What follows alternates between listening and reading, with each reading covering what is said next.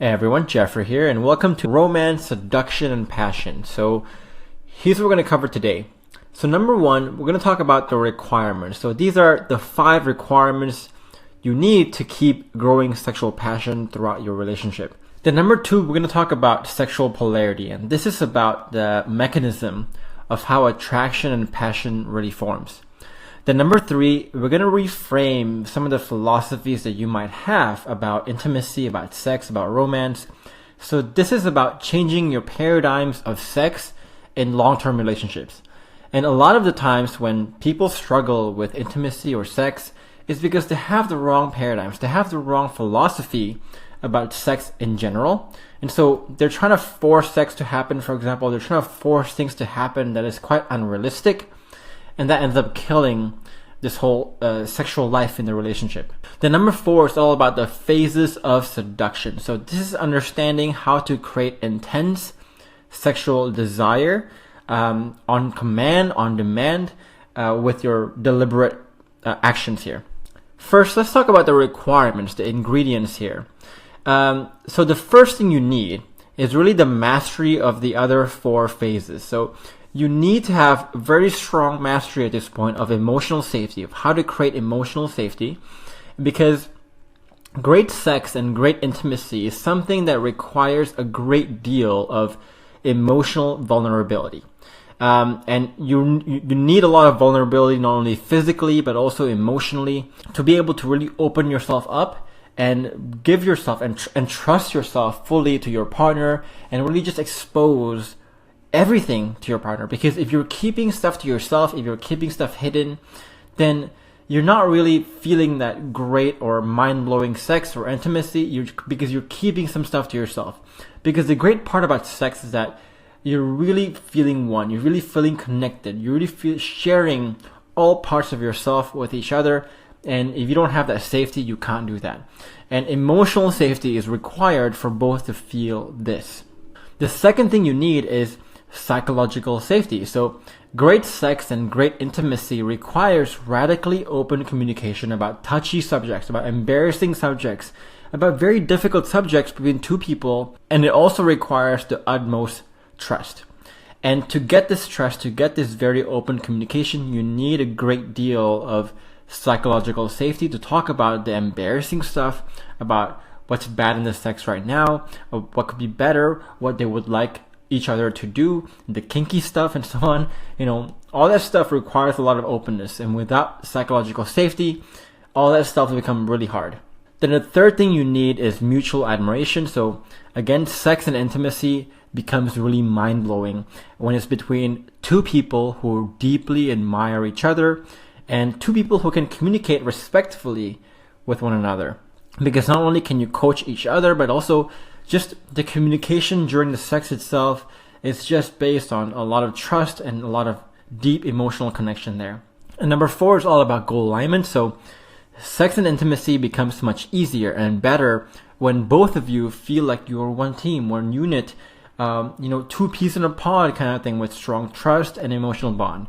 And if one of these are missing, it can really kill your ability to be very vulnerable and really kill the opportunity for really great mind-blowing sex to happen. Yes, you can still have sex. Yes, the sex can feel a bit, robotic and monotonous sometimes. But if you want to have mind-blowing sex, like the ones that really make you go like melt your heart and just melt your body kind of thing, you need to have all 4. And some other ingredients you might need is you need masculine and feminine mastery. So you will need to have a strong mastery of your own masculine and feminine modes, which we talked about in a previous session. And then also managing your partner's masculine and feminine modes. Because when it comes to great sex and great intimacy, you're actually, during the moment of sex itself, during the moment of intimacy itself, you're utilizing the full extent of both your masculine and feminine sides. And so if you have rejected one or haven't nurtured one, then you're really handicapping yourself and preventing yourself from being able to feel all that full spectrum of feelings that you can feel.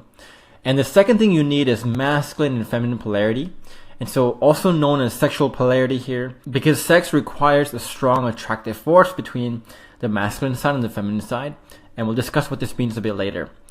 And it also needs time and space. So great sex and intimacy requires the space and time for sexual tension to properly build. And this has a lot to do with our hormones, with how our body works, is that we can't just turn on our sexual desire like that. You know, in the movies, we see people turning on just like that, where they're like really stressed at work. Suddenly they're like making love passionately together.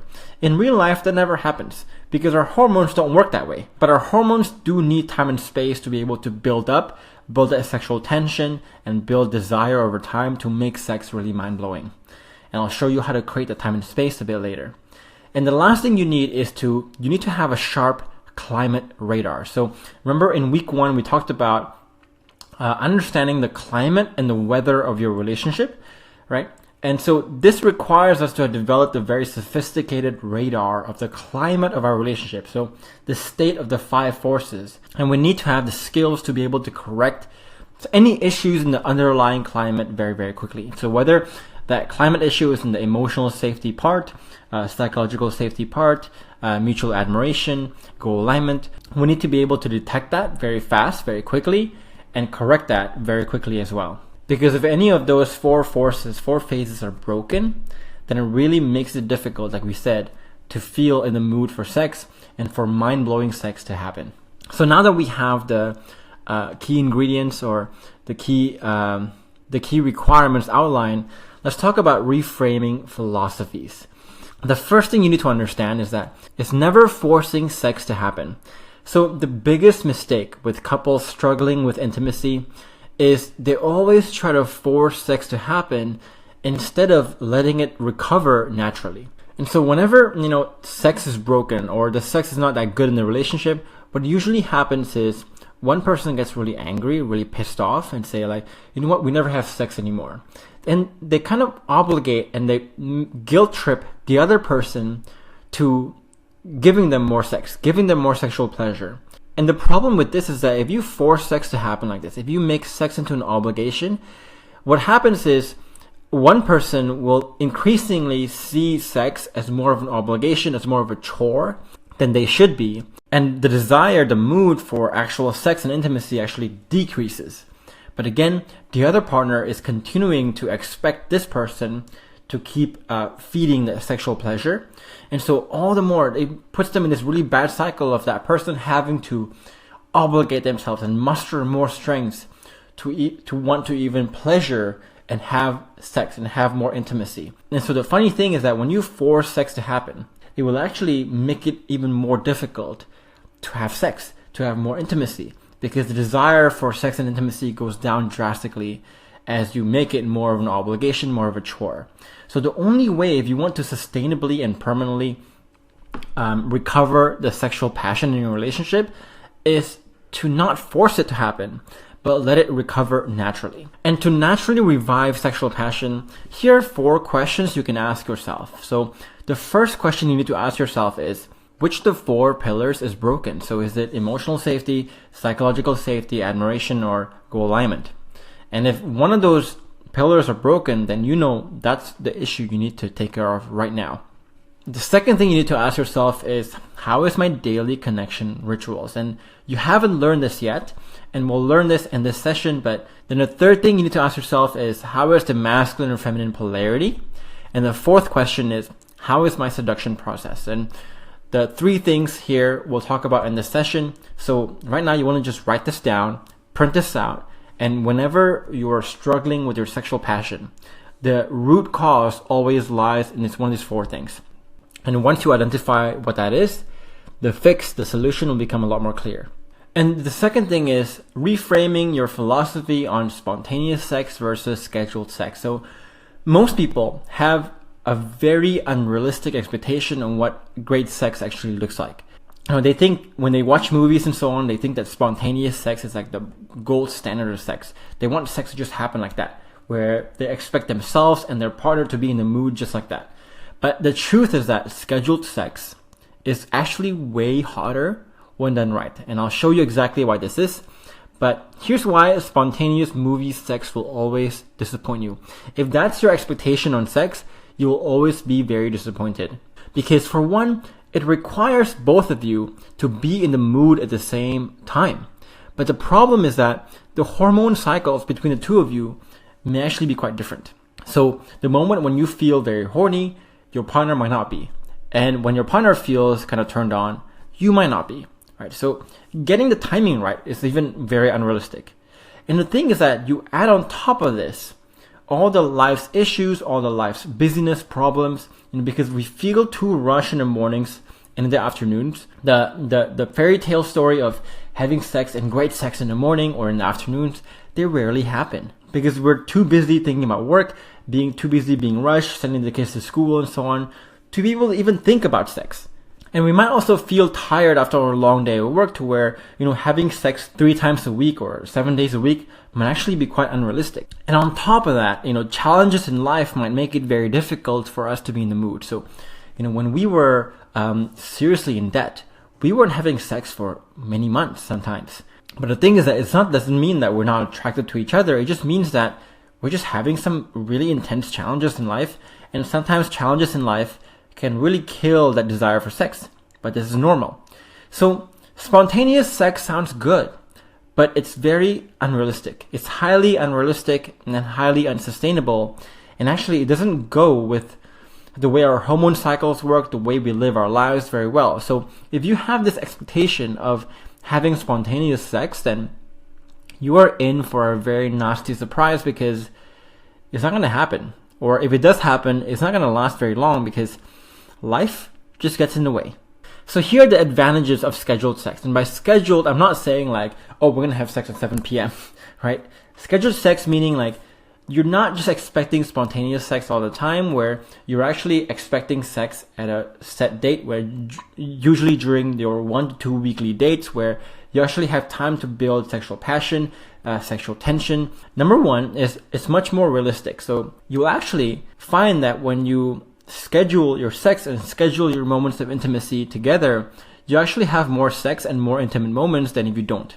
And the second reason is that it's more natural for our hormones and libido, which does require buildup. When we're at work, we're in our masculine mode. All these hormones that are associated with sex and pleasure and romance are not up. We need some time for our natural hormones and libido to get up, to be built, before we're even in the mood for sex and for sex to feel actually pretty good. And number 3 is that it leaves more time and space to raise up, to build up all these hormones and libido. And as a result, it feels less rushed and actually becomes a lot more satisfying. And when you successfully build all these hormones and libido, what happens is it makes sex a lot more mind-blowing. And the sex, when it's really this good, it creates much stronger mutual desire naturally. So that's very crucial as well. Then number 3, on reframing philosophies, is focus on quality, not quantity. And the reason is that most people measure the health of their sex life through quantity. So we hear this number of 3 times per week as like the gold standard for happy couples, right? But I want to tell you why quality trumps quantity every single time. Because the truth is, when you focus on quantity, you aim to get that 2 to 3 times a week, right? We hear this number everywhere we go. But the thing is that most people end up forcing themselves or forcing each other for more sex. If your number is much lower than this, let's say 1 time a week or even 1 time every 2 weeks, then you're going to start forcing yourself and your partner to reach up to that 2 to 3 times per week number just to be like, okay, we got to at least be better than the average couple, right? But what happens is, again, the sex increasingly becomes one-sided and obligatory. And when you do this, the desire for sex dies even more, and the need to force sex increases even more. And it just puts you in this really bad cycle. And, whenever I have couples coming to me struggling with sex, and they always quote this number of 2 to 3 times per week, almost always the reason why they're struggling with sex so much is because they try to hit a number. But that number doesn't make sense, because if you talk to all these couples who are having sex 2 to 3 times per week, I can guarantee you that 80% of the sexual encounters are really not that mutual, where it's just one person wanting sex and the other person having to fake it or pretend like they want sex just to pleasure the other person. But to have mutually mind-blowing sex, that's actually much more rare. So here's why focusing on quality is the way to go. So again, many people may have sex 2 to 3 times per week, but most often the sex becomes a lot more mechanical and obligatory over time. And mutually mind-blowing and great sex happens quite rare actually. Once a week is great. It doesn't matter how many times, but it happens a lot more rarely. But when they do happen, it is 100 times better and creates even so much more deeper emotional bond and connection like no other. The thing is that if you chase a number, you might actually be destroying that deeper emotional bond and connection over time. But if you make sure to focus on quality, not quantity, then it'll always be 100 times better. And each time you do have that sex and intimacy, not only will it feel so much better, but also creates so much more emotional bond and connection like no other. And it makes it easier actually for our minds to associate sex with actual pleasure in the long run and make both of us desire more of it. So we talk about dopamine in our system. If you make sex actually enjoyable for both of you, then you're letting more dopamine to be released and you're letting each other to associate sex with more pleasure in the long run. And when you do that, you make both of you desire more of it. So without having to force it, you actually create the desire for you both to want to have more and more sex in the long run, kind of indirectly, organically, and naturally. And that's the way to go. Then the fourth thing is to see intimacy as play. So most people just begin to associate sex and intimacy like a chore or a process. It's a very energetic process that requires so much effort. But one really massive paradigm shift that you need to make is to begin to see intimacy as play. If you get to the point where you can see intimacy as play, then you really open the doors for more ways of intimacy that is less energetic. So for example, we have tried a lot of techniques like even masturbating together. So like masturbating in front of each other. That stuff sounds weird to a lot of you, but it's a really effective way of not making sex into this whole process, right? Or not even expecting a climax to happen every single time, where we just kind of enjoy each other's presence, enjoy each other's bodies, and just treat it as play. Like sometimes, like when we're playing, we can just watch TV and sit back and relax, but sometimes we actually want to play some sports and run around and be active. But if we have to be active all the time, then play becomes less fun. We need to have options of more energetic ways to play and less energetic ways to play. So I want you to open your mind here to see intimacy as play, and to be play, you need to have different kinds of play that fits your different energy levels throughout your relationship. And this is going to be very unique to all of you. I can't tell you exactly what to do here, but when you start to open your mind like this, then ideas will come. And as the ideas come, you'll find that no matter how tired you are, or if you're not tired, there's always an intimacy option for you that you can use that allows you to be closer together, allows you to be sexually pleased and satisfied in all these different circumstances. And that's going to be very crucial. So start to see intimacy as play instead. So now let's talk about something called sexual polarity here. This one's really difficult for me to explain because there's not really a lot of scientific evidence for this. You will have felt this, and I feel this very strongly, and I think there's a lot of literature here talking about philosophers and kind of poetry around the polarity between masculine and feminine to really help you see this yourself and to really help you believe this yourself. I want you to ask the question, what traits, what actions and behaviors turn you on most about your partner? So if when you look at your partner and you look at like, ooh, whenever they do that, it really, really turns me on. I want you to ask that question and list 5 to 10 things that really turn you on about your partner. And once you list those 5 to 10 things, I want you to label them as either masculine or feminine. So take a moment right now to do that. And once you do that, what you'll notice is that the things that turn you on will not only be very different. So what you find a turn on about your partner is going to be different, very, very different than what your partner finds a turn on about you. But also the ones at the top of your list will be heavily biased towards either masculine or feminine. So for me, for example, my list of turn-ons are very heavily biased towards the feminine side. And my partner's list of turn-ons are very heavily biased towards the masculine side. And what usually happens, what you'll find is that depending on your own levels of masculinity or femininity, you will be attracted to the opposite of what you embody. So if you view yourself as very masculine and you prefer to operate from your masculine mode, then you will tend to be turned on by traits that are more feminine. And vice versa if you define yourself or view yourself as more feminine. And that's very crucial. And that really shows like the sexual polarity thing, that we are really attracted to the opposite. So sexual polarity is a sexual tension that's created between a masculine entity and a feminine entity. And the more polarity, the more sexual tension exists. The less polarity, the less sexual tension there will be. Very simple, right? So if you want to maintain this sexual passion for a very long time, you have to maintain this sexual polarity. And if you don't have polarity, if you both become very similar, then the less sexual tension there will be. Because sexual polarity is the thing that creates a lot of mystery, tension, curiosity, intrigue, all of which are important elements of desire.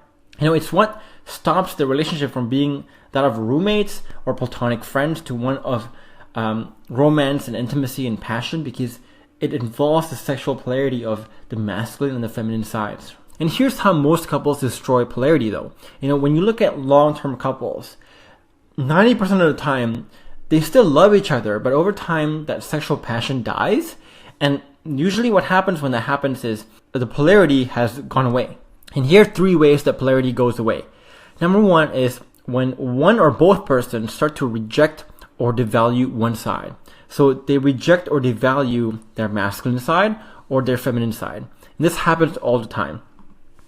And so one example of this is, let's say in the beginning of the relationship, both people are highly polarized with high sexual attraction, mystery, and intrigue.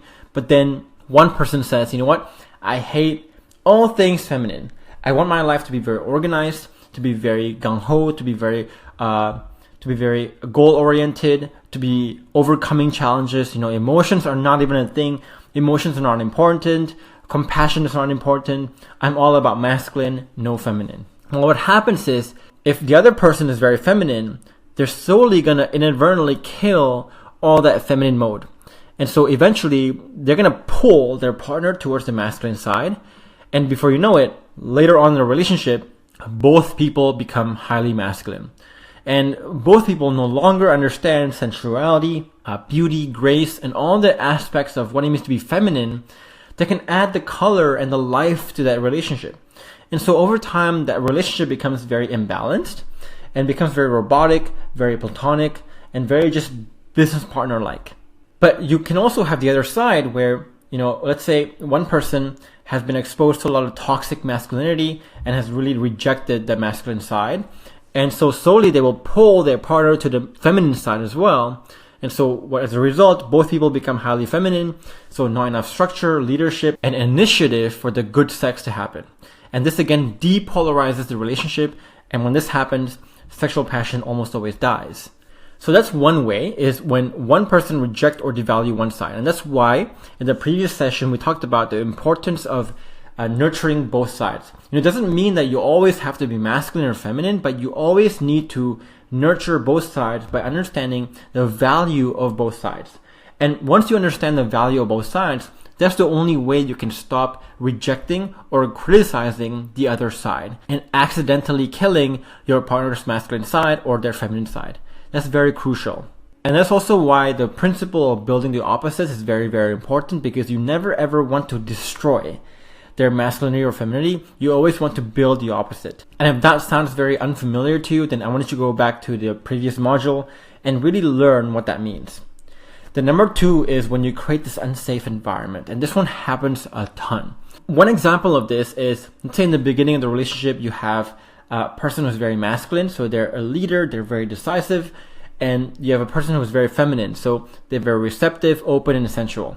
And at this moment, the relationship is very highly polarized. But then over time, right, what happens is, let's say the man here does not take care of things, doesn't take care of their finances, about their future.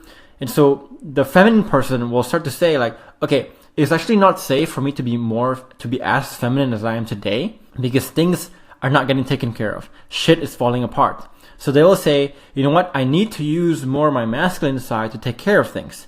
And they will slowly become more masculine like this, and slowly they'll become depolarized. This happens a lot, and you see this when you see, let's say, the wives, right, becoming very manly. So they stop putting on makeup, they start to choose to have short hair because they want things to be very efficient.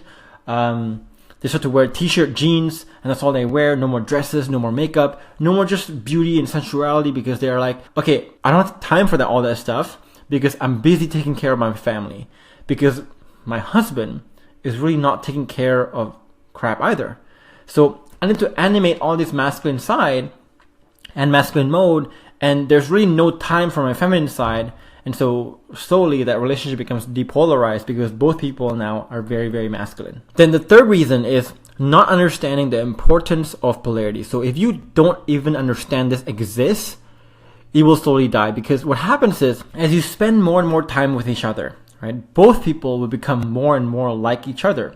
So this masculine person will start to adopt their feminine tendencies, and the feminine person will start to adopt the other person's masculine tendencies, and they start to become more and more like each other over time. And when the relationship becomes more depolarized like this, sexual passion and tension dies, and the sexual life becomes stale because now they're both too similar. So here's a couple of ways that you can keep sexual polarity alive. So if you want to keep this sexual polarity alive, just pay attention to doing these things very well. So number one is you gotta keep focusing on building the 4 phases, because when you start to build the 4 phases, you're creating a lot of safety. And when you create a lot of safety, it allows the both of you to really feel safe and at home, just resting on your feminine side or your masculine side. And you don't have to like animate this fake sense of masculinity like we talked about, and vice versa. So just keep focusing on building the 4 phases and you should be fine over time. Number 2 is you gotta keep nurturing your own masculine sides and your feminine sides, and you gotta starve the things that destroy it. So when we talk about the cups of the masculine and feminine here, we need to grow both sides simultaneously. We need to understand and really understand, what does it mean? How do I find that masculine mode? And how do I find my feminine mode? And again, this is a skill. It's a habit, just like anything else. It's not that you're born to be more masculine or you're born to be more feminine. It's that you haven't spent enough time building the habits of what it means to be masculine or feminine. And usually you haven't spent enough time building the skills of how to be masculine or feminine. And number 3 is you want to keep nurturing your partner's masculine and feminine sides also, and starve the things that destroy it. So the things that destroy it are things like criticizing their weaknesses and so on. But instead you want to build the opposite, right? You want to manage that. You want to keep building your partner's masculine side and feminine side through praises, affirmations, and building the other side. And number 4 is you want to always be curious about what turns your partner on about you.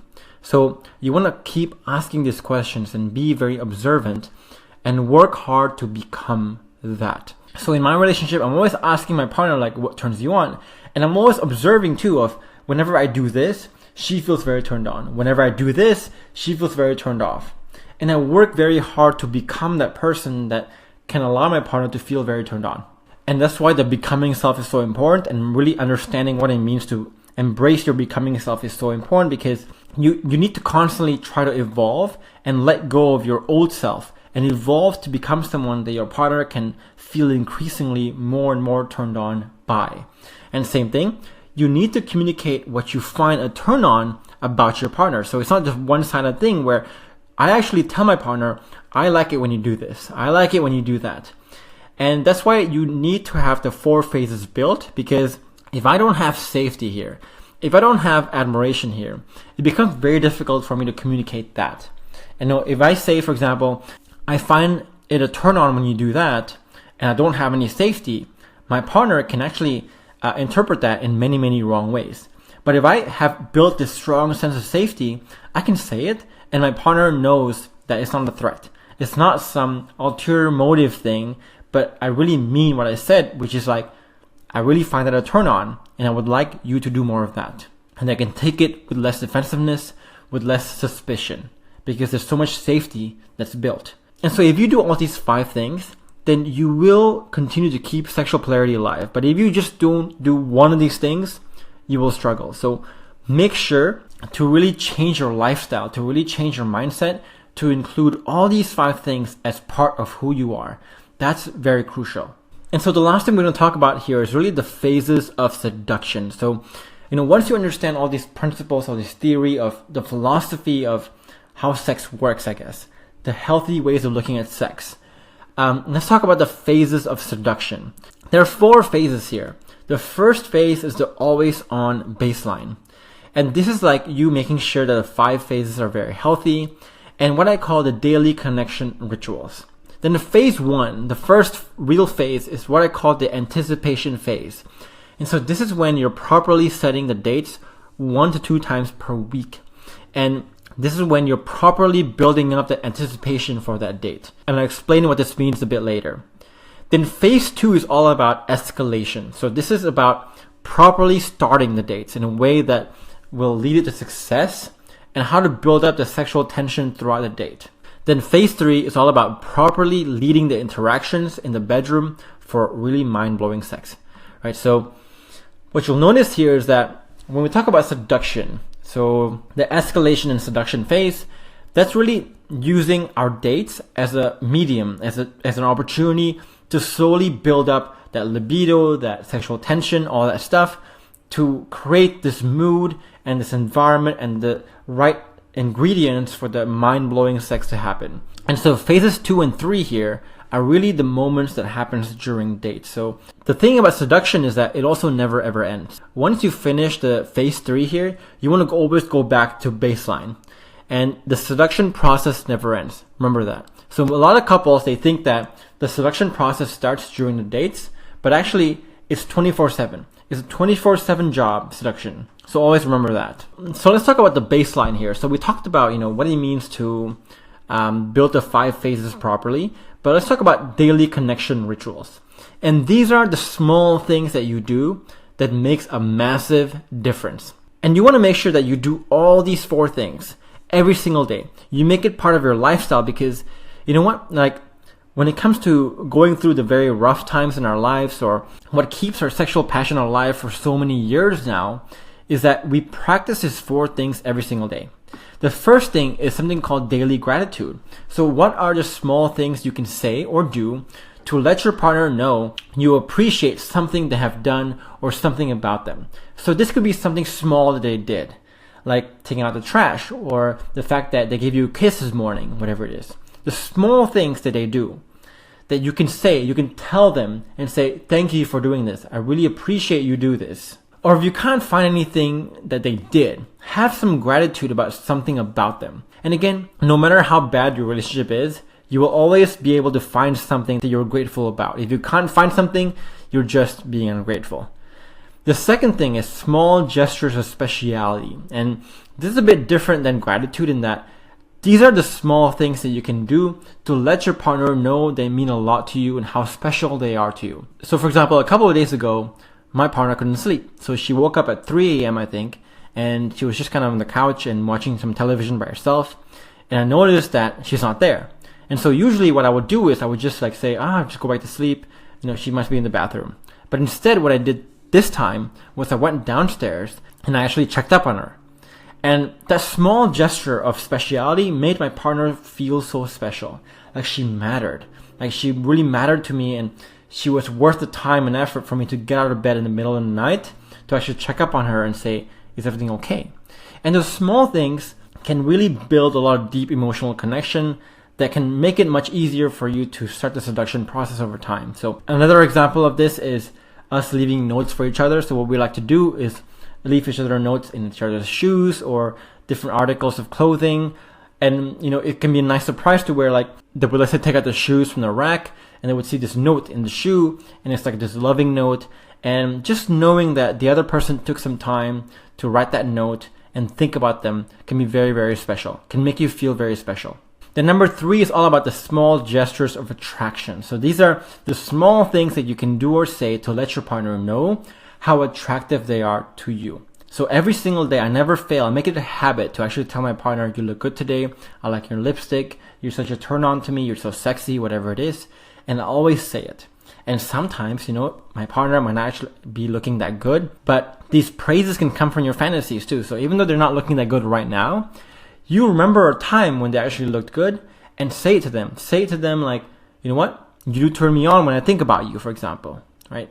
Then number 4 is about checking and healing the 4 phases. So again, whenever one of the 4 phases is broken, it's really hard for you to feel in the mood for sex. So here are the questions that you can ask to get a pulse on the other 4 phases and heal them quickly when necessary. So we always ask each other, like, do you feel like emotionally safe? You can talk to me, and I'm always gauging, are they emotionally safe, psychologically safe? How's the admiration? How's the goal alignment, and so on? And I never lie to myself here. So if I even have a sense that there's some emotional safety issue, I will say, oh, there's an emotional safety issue. Because the mere fact that I'm just questioning that almost always means that some emotional safety issue is going on there. So I will always try to fix that as soon as possible. So that's basically the baseline, right? You always have to make sure that 5 phases are healthy, and you need to execute on these daily connection rituals all the time.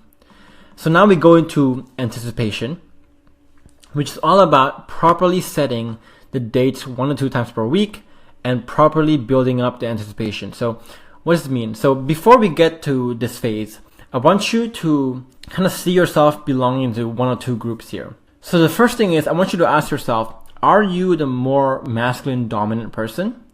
And if so, then your role here is to really understand the seduction process and really understand what it means to lead that process. So I need you to get to know these steps very, very well and learn to lead the process. But if you're the more feminine dominant, then your role is a bit different. Your role is to guide your partner's seduction process. So you'll also need to know all these steps, but your role here is not to lead the process, but to guide your partner to lead the process better.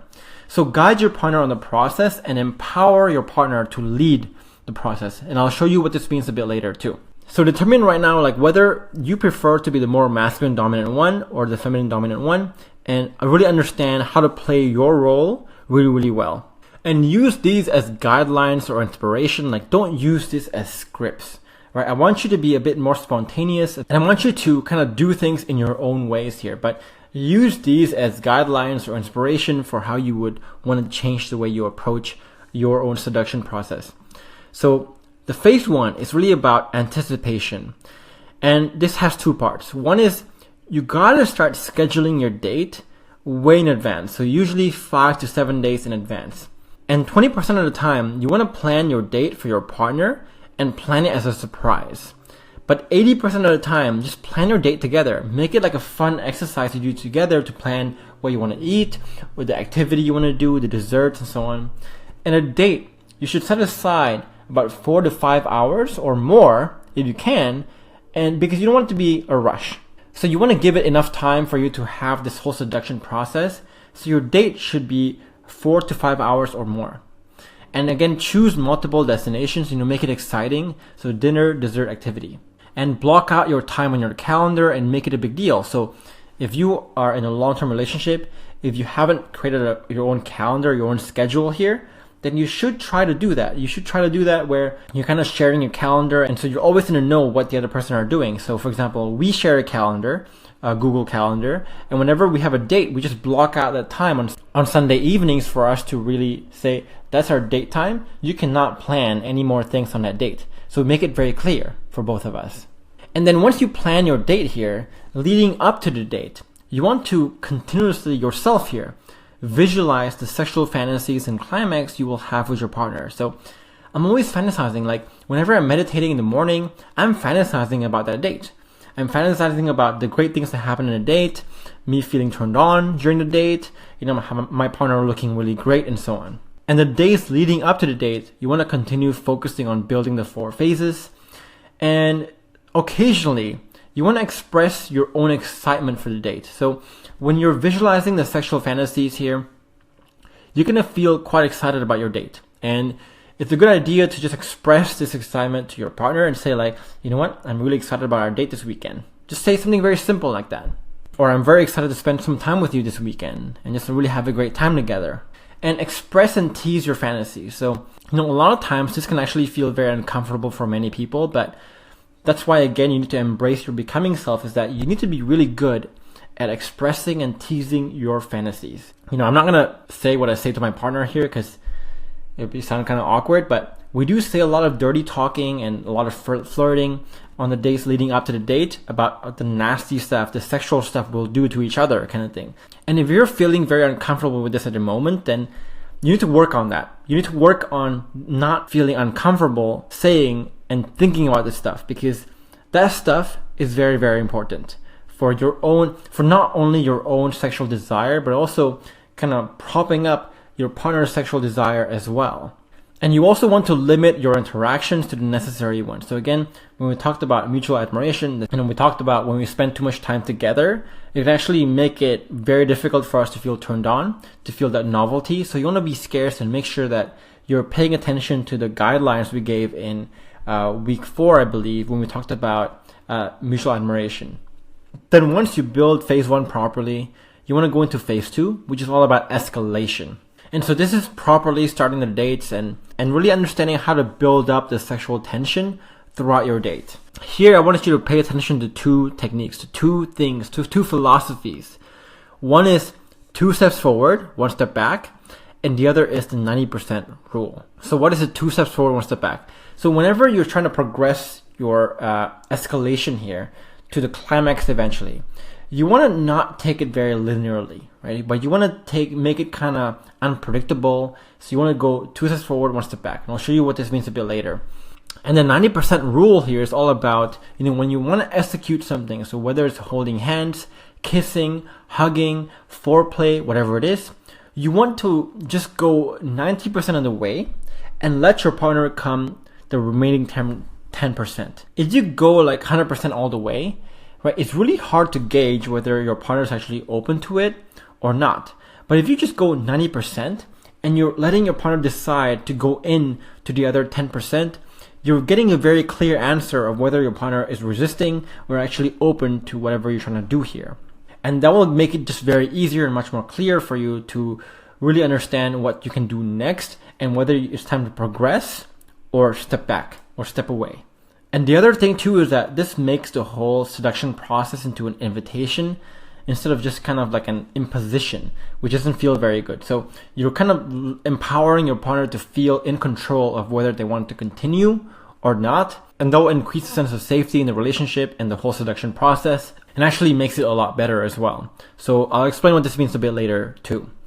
So when you're talking about escalation throughout the date, you want to pay attention to these stages. So creating safety first, then holding hands, holding or hugging, kissing, foreplay, and then sex.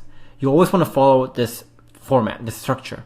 And again, in the beginning, when you're learning this stuff, it might seem very mechanical, it might seem very forced, but as you make this into a habit, right, this stuff will become very, very easy for you. You can do it in your sleep without thinking, and that's when it becomes really powerful.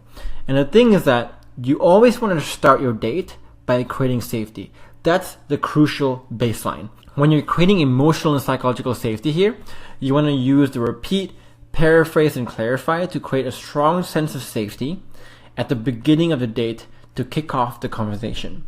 And once you have that conversation going, then move on to step 2. So whenever I start a date, I'm asking my partner, like, how's your day? Tell me how you're feeling. And I'm gauging from the way she responds, from the tone and everything like that, how open is she? If she's not open, if something is closing her off, I will address that first and try to open her up first by using the 5-step blueprint. And once I get her open, then that's when the date really, really begins and the seduction process really, really begins. If she's already open, that's great. I can just move on to the seduction process right away. And the reason why we do this is that if your partner is emotionally closed off, then nothing you do will be seductive. You cannot even do anything to seduce your partner, to escalate the seduction in the whole dating process, and the whole night will just become very challenging for you. And that's why you must start with this process, because again, sex and intimacy requires a lot of safety and vulnerability for it to be happening properly. And that's why we start with this phase. And so once you do this here, what you want to do is you want to create safety by having that conversation, right? Then you want to take 2 steps forward to go holding hands. And you might go back again to creating safety. Then you want to go 2 steps forward and start holding her or hugging her. Then go back 1 step to holding hands again. Then you want to go up to kissing lightly, maybe on the cheek or something like that. Then you want to go down to holding and hugging. Maybe you go down to holding hands again. Then you go up to kissing, but more passionately this time. You want to go back to holding and hugging again. Then you want to go back to kissing, but maybe this time you make out. So you always want to take 2 steps forward, 1 step back throughout this whole phase, and go back and forth here. Kind of lean in, take yourself away, lean in again, take yourself away, and so on. And each time kind of escalating that to be more intense over time, over the course of the 4 to 5 hours. And the thing is, like, when you're holding hands, you don't want to just like grab your partner's hands, right? We want to remember the 90% rule here, which is that when you're holding hands, for example, you just want to kind of gently put your hands on your partner's hands and see what she does. Does she hold your hand back? If she does, then that's a very clear sign to you that she's open to your gestures and you want to hold her even tighter. All right. Same thing for holding and hugging. Just hold her lightly at first, then how she responds. If she's open to it, then hold her even tighter. Kissing, same thing. Don't go all the way to kissing her lips, right? Go 90% of the way and let her do the remaining 10%. And if she does, then it's a very clear indication that she's open and you're letting her decide for herself to accept your invitation. That's very powerful. So remember that throughout this whole first 4 phases here, that's when you're slowly escalating to this point throughout your date outside. So you want to pace yourself and don't hit the climax of the date too early. So throughout the 4 to 5 hours of your date here, you want to go from creating safety and slowly applying this 2 steps forward, 1 step back rule until you end up, kissing very passionately at the end of the date. You always want to end your date with that kiss. It's a rule that we set ourselves during the first date, and most people forget this throughout their long-term relationship. It might sound very obvious, but many people don't do this. But if you look at your first date and wonder, like, why is that first date so exciting? It's because we're slowly kind of progressing through the stages of seduction here, but over time we stop doing it. So what this is doing is just bringing that excitement, the mechanics of why the first date was so exciting into your long-term relationship, and that's going to make every date very exciting for you. And you'll find that each date now becomes like a game, like a very exciting game like you were in the beginning, and it becomes a lot more fun for the both of you. And don't hit the climax too early. So you want to kind of pace yourself and say, okay, it's a 4 to 5 hour date. I'm going to progress through the stages very, very gently. And you not rushing this process is very, very important because, as we'll talk about later, when it comes to seduction and sex, the most important thing is not technique. It's about creating the anticipation, creating that sexual tension.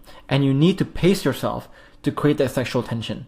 And throughout this process, you want to apply both this 2 steps forward, 1 step back rule, and also the 90% rule as well. So this is what you do when you're in the masculine dominant role.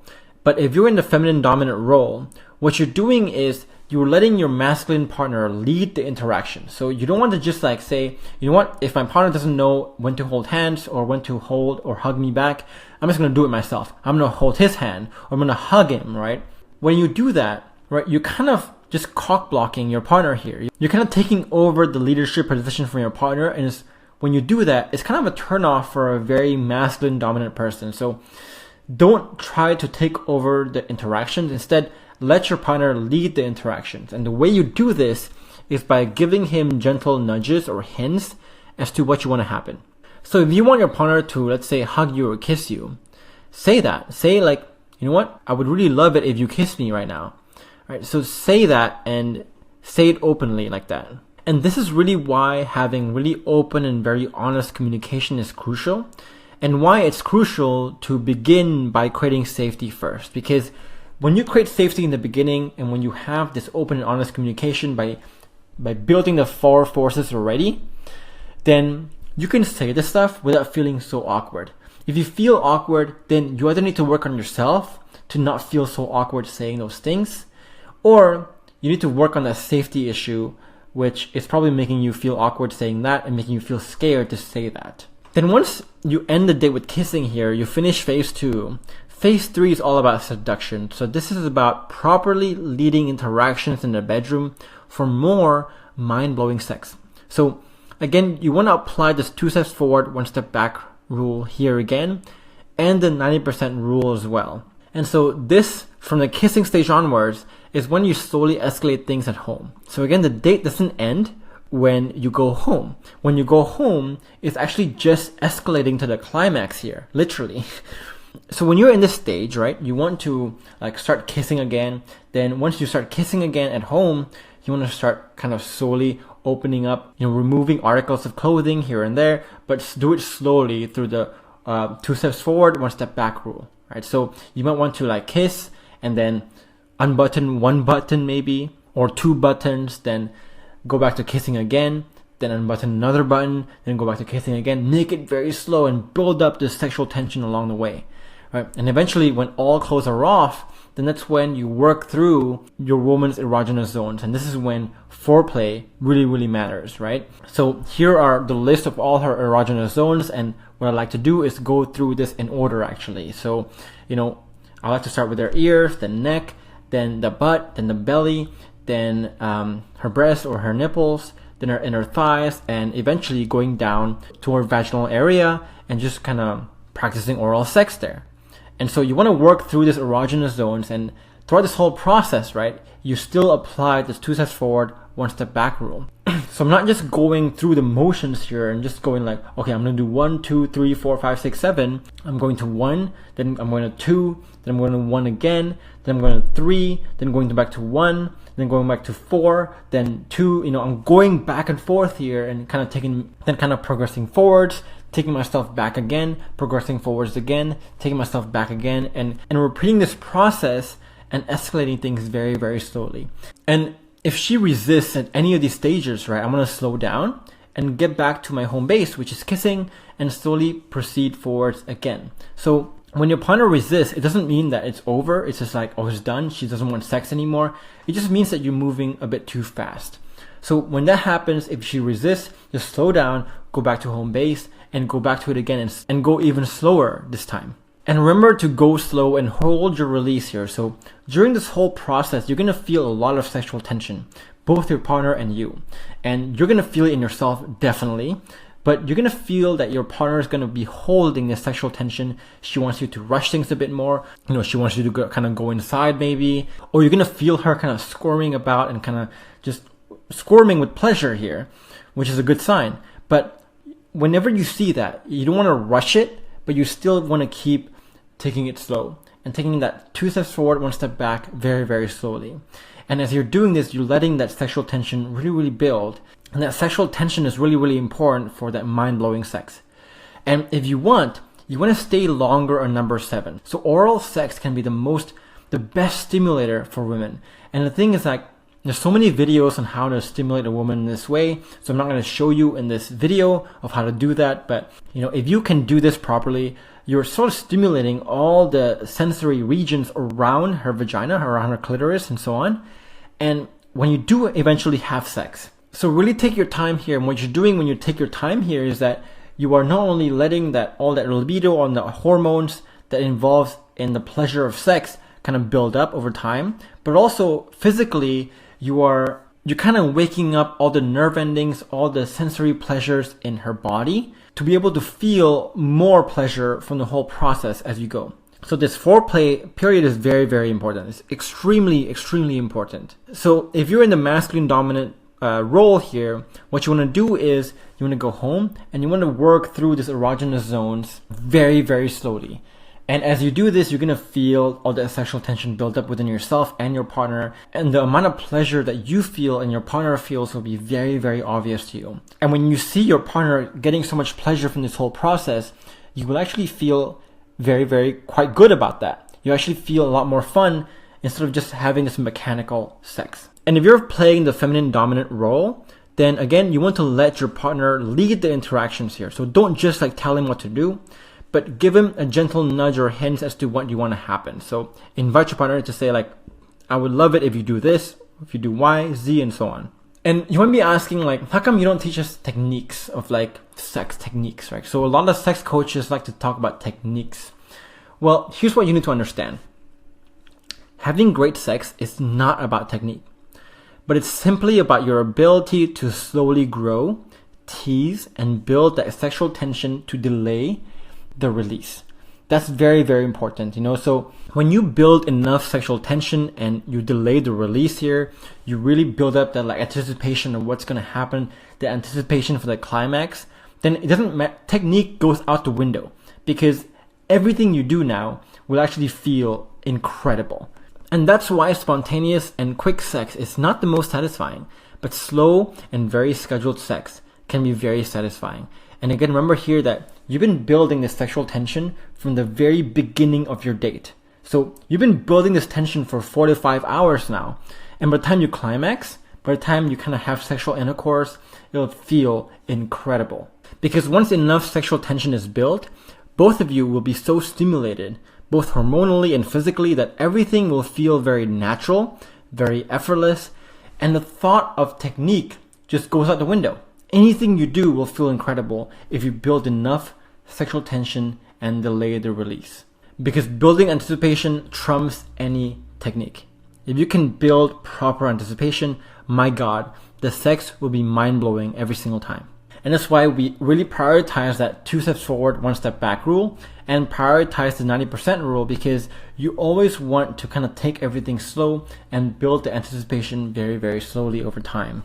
And I want to end this by talking briefly about dealing with resistance. So, if any time you face resistance, so let's say your partner is kind of pushing you away and say like, I don't want to do this anymore, then just do the following. Gently get your partner to switch mode. So you can just remind your partner, for example, like, it's okay. You know what? I just want for us to feel good right now and just kind of have fun right now. Is that okay? And when you face resistance, just take a few steps back in the process and stay calm. So if you're unbuttoning the shirt, for example, she kind of pushes your hand away, just take a step back and stay calm and create more safety and comfort, and just go back to home base, keep kissing, and progress forward again, but slowly this time. So proceed onwards, but slower and more gentle this time. It means you're going too fast. But if resistance persists at the same stage for 3 times, so if you can't move past this one stage 3 times, then stop everything, right? Stop everything, because that's a very clear indication that your partner does not want to move on and actually have sex or be intimate at that moment. It's a very clear indication to you that one of the 4 forces is broken. Like either she's not feeling emotionally safe, psychologically safe, admiration, goal alignment, whatever it is, something is bothering her, and you need to fix that before seduction can move on or take place. And I will leave you with this, which is that seduction is a skill that you can practice. Understanding the steps and the mechanics to lead the seduction process is a skill. Understanding how to be receptive in the process and luring your partner in with your grace and beauty, if you're the feminine role, is a skill you can practice. And developing the patience to let the tension build without releasing it, and this is actually a lot harder than you think, is a skill as well. The whole process of the 2 steps forward, 1 step back, and the 90% rule is a skill that you can practice. And at first, it might be very awkward. It might be very different than what you're used to doing, but it will feel natural eventually. And you're going to get less resistance when you can do it naturally. But I want you to start taking pride in what it means to master your respective roles. Treat this whole thing like art, and treat it like creating a masterpiece that both of you are creating. And understand that it's not about technique. Nothing here is about technique. Everything here is about your skill in creating that sexual tension and building that tension without releasing it for as long as possible to make it mind-blowing for the both of you. And when you do, you will not only be rewarded with fulfillment on your end, but you also get to watch your partner be completely fulfilled with your artful skill of seduction.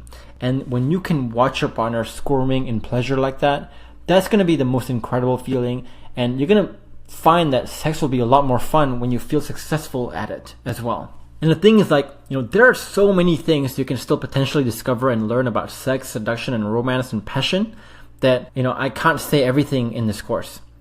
And what I've given you now is the blueprint, the skeleton of the seduction process to catalyze your conversations together or your actions here. And I want you to start to communicate and collaborate, use the foundations you've built in the first 4 phases to make this process as fulfilling and as satisfying as possible for the both of you. So I don't want you to talk about techniques here. I want you to talk about what will help create even more sexual tension and passion, and to build up the anticipation for the climax during your dates. That's what I want you to talk about. And I want you to schedule a call with me when needed if you need more details, if you need more specific details about how to do certain stages, how to do foreplay, and so on, and I'll be happy to help you. But there's so many variations of how you can do this that it'll be impossible for me to just talk about it all in this one course. So I'm just giving you the skeleton here, the basics of seduction, and I want you to take this and run with it, or ask some more questions with me if you're struggling to run with this yourself. But that's it for this session on romance, seduction, and passion. And if you just do all these things, if you keep learning how to build that sexual tension over time, then romance, seduction, and passion will always continue to grow in your relationship. It will never die, like in most couples. The reason why it dies in most couples is that they don't really understand how to lead the seduction process to create intense sexual anticipation. But if you can, then passion will never ever die.